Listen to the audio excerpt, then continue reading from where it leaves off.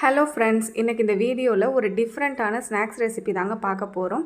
கோதுமை மாவு வச்சு நல்ல லேயராக மொறுன்னு ஒரு சூப்பரான ஸ்நாக்ஸு, அதுவும் 10லேருந்து 15 நிமிஷத்தில் எப்படி செய்கிறதுன்னு பார்க்கலாங்க. வாங்க, அதுக்கு தேவையான பொருட்கள் என்னென்னு பார்க்கலாம்.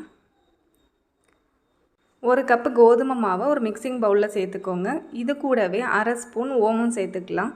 ஓமத்தோட வாசனை பிடிக்காதவங்க சீரகம் கூட சேர்த்துக்கலாங்க. இதே அளவு அரை ஸ்பூன் சீரகம் சேர்த்துக்கலாம். இந்த மாவுக்கு தேவையான அளவு உப்பு சேர்த்துக்கோங்க. இது கூடவே 2 டேபிள் ஸ்பூன் நெய் சேர்த்துக்கலாங்க. நெய் சேர்த்துட்டு இந்த நெய், உப்பு, ஓமம் எல்லாமே இந்த மாவோட ஒன்று சேர்ந்து வர்ற மாதிரி நல்லா பிசைஞ்சு விட்டுறலாம். கை வச்சு நல்லா பிசைஞ்சுக்கோங்க. நெய்க்கு பதிலாக நீங்கள் எண்ணெய் கூட சேர்த்துக்கலாம். இப்போ இந்த அளவுக்கு பிசைஞ்சதும் இதில் கொஞ்சம் கொஞ்சமாக தண்ணி சேர்த்து நல்ல கெட்டியான மாவாக பிசைஞ்சு எடுத்துக்கலாங்க. கொஞ்சம் கொஞ்சமாக தண்ணி சேர்த்து நல்லா கெட்டியாக பிசைஞ்சுக்கணும். தண்ணி அதிகமாக சேர்த்திட வேண்டாங்க. சப்பாத்தி மாவை விட கொஞ்சம் கெட்டியாக இருக்கணும். பாருங்கள், இந்த அளவுக்கு டைட்டாக மாவு பிசைஞ்சு எடுத்துக்கலாம். இப்போ ஏதோ ஒரு 10 நிமிஷம் ஊறட்டும். இப்போ லேசாக நெய் தடவி அந்த மாவை மூடி வச்சுருங்க. 10லேருந்து 15 நிமிஷம் ஊறட்டும். இப்போ அதுக்கு தேவையான ஒரு பேஸ்ட்டு ரெடி பண்ணிக்கலாம். 2 டேபிள் ஸ்பூன் நெய், அது கூட 1 டேபிள் ஸ்பூன் கார்ன்ஃப்ளவர் மாவு சேர்த்து நல்லா கலந்து வச்சுக்கலாங்க. நெய்யில் கார்ன்ஃப்ளவர் மாவு நல்லா மிக்ஸ் ஆகி வரணும். இப்போ இது இருக்கட்டும். இப்போது 15 நிமிஷம் மாவு நல்லா ஊறிடுச்சு. இதை 4-5 பீசஸாக நம்ம கட் பண்ணிக்கலாம். ஒரே அளவில் வர்ற மாதிரி 4 பீஸ் கட் பண்ணியிருக்கேன். இப்போ இதை எந்த ஒரு பிசுறும் இல்லாமல் உருண்டை பிடிச்சிக்கோங்க. உருண்டை பிடிச்சிட்டு நம்ம நார்மலாக சப்பாத்தி மாவு தேய்க்கிற மாதிரியே தேய்ச்சிக்கலாங்க. இந்த அளவுக்கு மெல்லிசாக தேய்ச்சிக்கோங்க. தேய்க்கும் போது மாவு ஒட்டாமல் இருக்கிறதுக்கு கொஞ்சமாக கோதுமை மாவு இல்லைன்னா மைதா மாவு சேர்த்து இந்த மாதிரி நைஸாக தேய்ச்சி எடுத்துக்கோங்க. இதே மாதிரி நான் எல்லாத்தையுமே தேய்ச்சி எடுத்துக்கிட்டேன். இப்போ நம்ம ரெடி பண்ணி வச்சுருக்க அந்த பேஸ்ட்டை கொஞ்சமாக இந்த மாவு மேலே சேர்த்து நல்லா தேய்ச்சி விட்டுருங்க. நம்ம இதை எண்ணெயில் போட்டு பொரிக்கும் போது ஒன்றோடு ஒன்று ஒட்டாமல் லேயராக வர்றதுக்காக தான் நம்ம இந்த பேஸ்ட்டு தேய்க்கிறோம். எல்லா இடத்துலையும் படுற மாதிரி நல்லா தேய்ச்சி விட்டுருங்க. நீங்கள் இதில் நெய்க்கு பதிலாக எண்ணெய் கூட சேர்த்துக்கலாங்க. எண்ணெயும் கார்ன்ஃப்ளவர் மாவும் நீங்கள் மிக்ஸ் பண்ணி கூட இந்த மாதிரி தேய்ச்சிக்கலாம். இப்போ இந்த மாதிரி தேய்ச்சிட்டு இன்னொரு பீஸ் எடுத்து இது மேலே வச்சிடலாங்க. வச்சுட்டு இது மேலேயும் அந்த பேஸ்ட்டு போட்டு நம்ம பண்ணி வச்சுருக்க எல்லா லேயரும் இதே மாதிரி நம்ம செட் பண்ணி எடுத்துக்கலாம். இப்போ நான் 4 பீஸும் இந்த மாதிரி செஞ்சு எடுத்துக்கிட்டேங்க. இப்போ நம்ம இதோட 4 பக்கங்களையும் மடித்து நம்ம தேய்க்க போகிறோம். அப்போ தான் லேயராக வரும். இப்போ பாருங்கள், இந்த சைடு இருக்கிறத இந்த மாதிரி மடிச்சுக்கோங்க.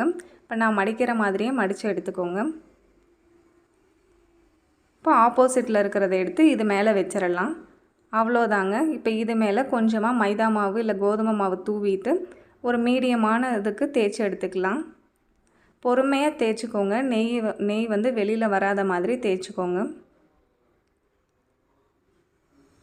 நல்லா ஸ்கொயராக தேய்ச்சி எடுத்துக்கோங்க. அப்போ தான் பீஸ் போடுறப்ப ஒரே ஈவனாக கிடைக்கும். பீஸ் எல்லாமே வேஸ்ட் ஆகாமல்